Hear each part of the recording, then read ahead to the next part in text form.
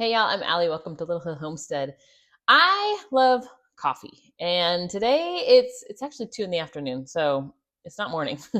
But it's like the first day that it's kind of cold. When I woke up this morning, it was in the 40s, and you start to it's 81 outside right now, so it's not cold anymore. But our house stays cold, and so I was like, hey, today's the perfect day for a fall afternoon coffee. So I'm going to show you guys how we make a pumpkin spiced latte. I'm making it for one person. You can easily double it, triple it. If you want to make it this part and then store it in the fridge for later, you could totally do that too. So the first thing you're going to need is some canned pumpkin. We got ours from Thrive Market. I'll have our link below if you want to check out Thrive, but you just need a tablespoon of it. I have seen a bunch of recipes where they do not do any kind of cooking of the pumpkin. They just dump it into the coffee. It like settles weird. So cook it. It does better. Just 1 tablespoon of that going in. And to that, you need some pumpkin pie spice. It's got cinnamon and nutmeg and stuff. I need to show you guys how to make it from scratch because it's really not difficult. You need 1/4 teaspoon of that going in. If you want a more spiced, you totally can. A little tiny bit of cracked pepper, just a tiny bit of it. Then here you have an option. You need either a tablespoon of regular old granulated sugar, or I like to use maple syrup. It's my favorite for in coffee. So it's just 1 tablespoon of that going into our mix. We're going to kind of whisk this together until it gets beautiful and bubbly with the pumpkin and the syrup and the spices till it looks kind of cooked. So as you can see, like our maple syrup kind of goes away. If you like it really sweet, like if you go to Starbucks and get this, they put a lot of syrup. Nope. Sugar. So do more than you would think. So I'm going to do a little splash of sugar in ours as well, because it does add like a caramely flavor that's delicious as well. That's optional. You do you, like I always say. And then once you feel like it's kind of cooked and become like a paste, you're going to add 1 cup of milk. I use oat milk because it's my favorite, but use whatever you guys like. If you're a dairy cow drinker, I do usually, but in my coffee, I prefer oat. I don't know. You're just going to whisk that together until you're like that paste that you made is incorporated into your milk and your milk is nice and warm. Did I forget anything? No. Oh, vanilla. Duh. Vanilla makes everything better. So we have our homemade vanilla. I'm just going to drizzle a little bit in there. I do a couple teaspoons typically of it. Be careful because it is alcohol and I'm on a fire. Well, I'm on an electric stove, so, you know, just do a little drizzle, maybe a teaspoon or 2 of vanilla extract. Now, in my coffee pot, I have an espresso maker. I drink it every morning. I do espresso with oat milk and maple syrup. That's my everyday coffee. So what I do is I have a double shot of espresso powder-wise.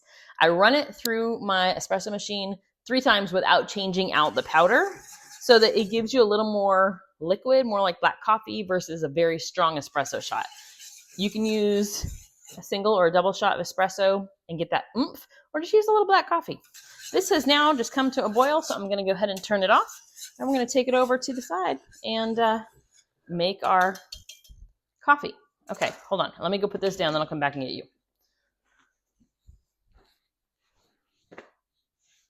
Boom. Let's go.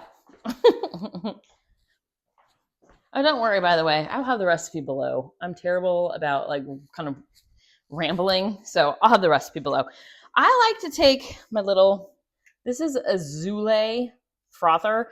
It's basically like a frother thing on the end. When this one dies, I'm getting the double because you guys have told me how much better it is. I like to take that and very carefully spritz it around in the pan. If you want to put it in your cup first, it's probably smarter because it won't make quite the mess. But it makes it beautiful and frothy. We're going to pour this into our coffee cup. This is not a very fall coffee cup. I will give you that, but that's fine. Pour it right into your coffee cup. Give it another froth again while it's, in a container that makes sense. Like I was saying, I run this through, so I fill this with 2 times the espresso, so a double shot, and I run it through 3 times by just pushing the button until I get a decent amount of espresso, but it's diluted. I just pour that in till it's full. And then let's see. There we go. We're good. Do a pretty design on the top. And then if you want to give it a little extra splash, I love to add a little bit of whipping cream in it. Just a splash to give that creaminess. And that's it, you guys. I do this slow so it doesn't spill, but it just slowly incorporates all of your espresso with that beautiful pumpkin mix that we made and that little topping of whipping cream, heavy cream, whipped cream. You can whip it and put it on top, like, what's it called? Whipped cream with sugar in it and stuff, like they do at Starbucks, but I don't need that. I got a beautiful foamy pumpkin latte I'm going to go enjoy, so there you go. It's like, to me, it's not overly sweet. If you are like a more traditional Starbucks person, they make their drinks incredibly sweet.